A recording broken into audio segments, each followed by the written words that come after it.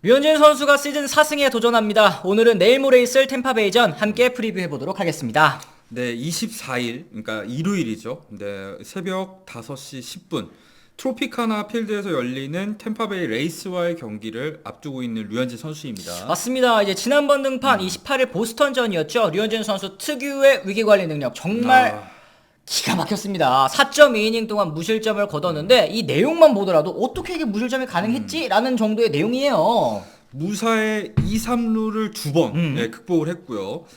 무사의 1, 3루 상황까지 한번 극복을 했으니까 진짜 8명의 주자를 불러들이지 않는 놀라운 이 위기관리 능력을 보여줬었던 류현진 선수였습니다. 그렇습니다. 하지만 이 부상 외 이유로 이 5이닝을 소화하지 못한 것은 복귀 이후에 처음이었고요.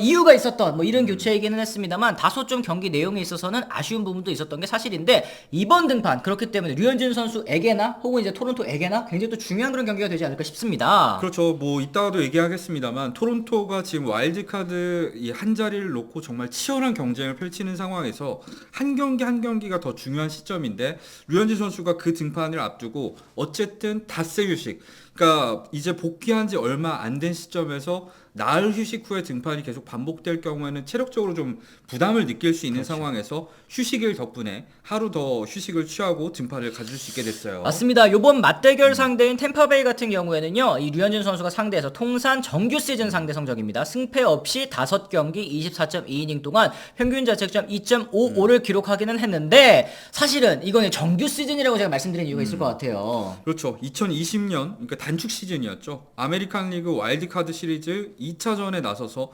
1.2이닝 동안 7실점, 이 안 좋은 기억이 있기 때문에 템파베이 상대로 정규 시즌에 잘 던졌었던 인상이 우리에게는 강하게 남아있진 않습니다. 그렇습니다. 템파베이 현재 94승 60패로 10경기 남은 상황 속에서 여전히 지구 선두인 볼티모어와 1.5경기 차이 경쟁 중인 강팀이기는 합니다. 특히 올 시즌 템파베이 주목해야 될 거는 선발진의 부상 이탈자가 그렇게 많은 상황에서도 어떻게 이런 성적을 거뒀냐. 사실 타선이 그동안에 비해서 올 시즌에 정말 좋아졌습니다. 그리고 득점도 4위, 홈런도 5위, OPS 4위, WRC 플러스 같은 경우에도 3위, 대부분의 지표에서 리그 최상위권을 달리고 있었던 템파베이 타선이거든요. 그렇죠. 특히 이제 우타자 중에서 잘 치는 타자들이 많거든요. 얀디 디아즈 그리고 이삭 파레데스도 올 시즌에 브레이크아웃에 성공을 했고요. 또 2020 시즌에 다들 기억하실 겁니다. 포스트 시즌의 영웅이었던 아로사레나도 정말 중요한 경기마다 맹활약을 펼치는 선수죠. 그렇습니다. 모두 또 20홈런 이상을 기록한 강타자이니 만큼 좀 조심해야 될 것 같습니다. 뚜렷한 슈퍼스타는 없지만 타선의 짜임새라든지 아니면은 적극적인 플래툰 활용으로 이 조심해야 될 타선이라고 정리해드릴 수 있겠습니다. 그렇죠. 그리고 한 번에 40개의 홈런 이런 거포는 없습니다만 10홈런, 20홈런 그러니까 한 방 한 방이 위력적인 타자들이 곳곳에 포진해 있기 때문에 장타를 특히 주의해야 되는 팀입니다. 그래요. 류현진 선수 내일 이제 등판할 때 저는 이제 우타자 상대로는 이 위력을 되찾은 커터를 조금 더 많이 쓰면 어떨까. 지난번 보스턴전에서도 커터의 위력이 굉장히 좋았었던 것 같은데 이 나머지 구종들에 비해서 좀 적게 던져서 저는 개인적으로 조금 아쉬웠거든요. 그러니까 텍사스전에서 사실 상대 타자들이 류현진 선수가 커터를 통해서 초구 스트라이크를 잡는다는 걸 알고 적극적으로 공략을 하다가 연타를 허용하다 보니까 류현진 선수가 어느 정도 패턴의 변화를 가져가기 위해서 지난 등판에서는 커터를 굉장히 좋았음에도 불구하고 아껴 쓰는 느낌이 있었는데 더 적극적으로 활용했으면 좋겠다고 하는 거죠. 그렇습니다. 이제 우타자 바깥쪽으로 요즘에 백도어성 커터 요게 좀 잘 통했었던 경기들이 있었거든요. 근데 제가 생각했을 때 핵심은 체인지업이에요. 사실 지난번 등판에서 이 안타를 많이 허용하면서 위기에 몰렸던 이유를 생각을 해보면은 결국 류현진 선수는 어떤 경기에서는 커터가 좋기도 하고 어떤 경기에서는 커브가 좋기도 하지만 그 근간에는 주무기인 체인지업이 있다고 생각을 하거든요. 그러니까 상대 타자들이 체인지업을 경계하다가 다른 구종에 이 의표를 찌르는 경우가 많다는 건데 지난 경기에서는 체인지업의 탄착군이 우타자 기준의 바깥쪽으로 이렇게 몰려서 나오지 않았었고 사방으로 흩어져 있었거든요. 이런 공들이 가운데로 몰렸을 때 실투가 되는 경우도 있었는데 체인지업이 결국에는 제일 중요할 거라고 저는 생각을 하고 있어요. 그렇습니다. 고무적인 것은 이제 매 등판마다 구속 역시 서서히 조금씩은 이제 오르고 있다라는 점일 텐데요. 지난 등판에서도 페스티벌 평균 구속 89.1마일,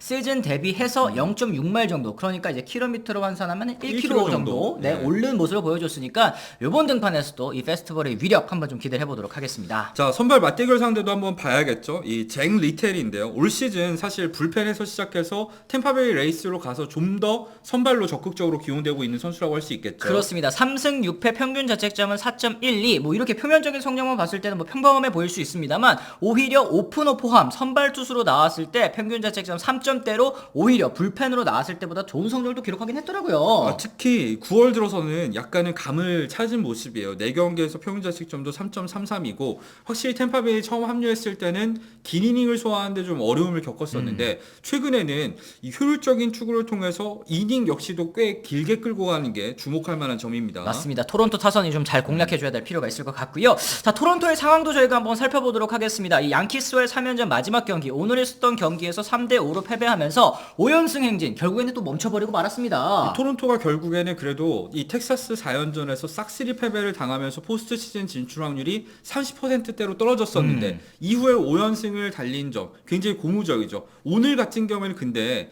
이 상대 선발인 게리 콜이 너무 컨디션이 좋았어요. 이 공략하기가 정말 쉽지 않은 게 게리 콜 내려가자마자 토론토 타선 터지는 거 보세요. 네. 그런 점들을 생각했을 때는 여전히 토론토 타선 뭐 그 어느 때보다 많이 좋은 상황이라고 할 수 있겠죠. 맞습니다. 와일드카드 2위 자리는 지켰습니다만 공동 3위 이 시애틀과 텍사스 두 팀이 또 치고 올라오고 있지 않습니까? 그렇죠. 0.5경기 차이, 반경기 차이로 지금 추격을 허용하고 있는 그런 상황인데요. 다행인 점이라고 했을 때는 이제 역시 시애틀과 텍사스 두 팀이 잔여 경기 10경기 중에 두 팀이 서로 7경기가 남아서 물고 그렇죠. 물리는 상황이라는 점이겠습니다. 너희들끼리 죽여라. 이런 상황이 사실은 만들어지긴 했는데 안심할 수가 없는 이유가 있는 게 사실은 토론토 역시도 맞대결 상대를 살펴봤을 때 템파베이, 양키스, 다시 템파베이. 그렇죠. 동부지구 팀들 그 중에서 다 강한 거 알잖아요. 그 팀들과의 대결이기 때문에 토론토를 이렇게 포스트 시즌에서 끌어내리려고 하는 지구 라이벌 팀들의 방해가 분명히 있을 겁니다. 맞습니다. 이 시애틀 같은 경우에는 그런데 또 사이에 휴스턴까지도 3연전이 그치. 껴져요. 텍사스, 휴스턴, 그 다음에 또 텍사스니까 시애틀이야말로 정말 이 가을 야구 진출이 조금은 더 쉽지 않아진 그런 상황이 됐고요.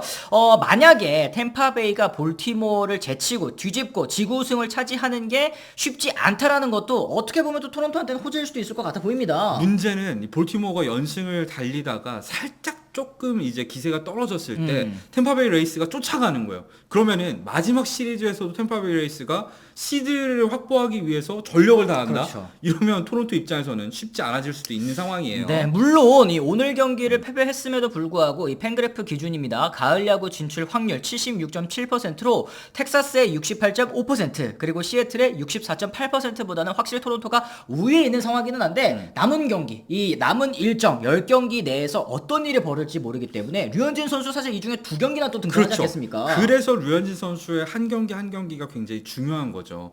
확실히 이제 텍사스랑 시애틀도 다시 연승을 달리기 시작했기 때문에 류현진 선수가 등판하는 경기에서만큼은 토론토가 반드시 승리를 해줬으면 좋겠습니다. 맞습니다. 그리고 이제 9월 아직 4경기 동안 승리가 또 없었었는데 류현진 선수 개인 이 승리 투수가 되는 것도 저희가 좀 한번 기대를 해보도록 하겠습니다. 자, 이렇게 해서 저희가 오늘 이 류현진 선수의 프리뷰 내용은 좀 여기서 정리를 하고요. 이 저희가 물론 일요일 이 류현진 선수 등판하는 날에도 저희도 리뷰도 있을 거고 또 라이브도 또 진행할 예정이니까요. 그때도 또 많이 찾아주시면 좋을 것 같습니다. 이렇게 해서 저희가 오늘 준비한 소식은 여기까지입니다. 지금까지 시청해주신 분들 모두 감사합니다. 고맙습니다. I'm ready to go. I'm ready to go.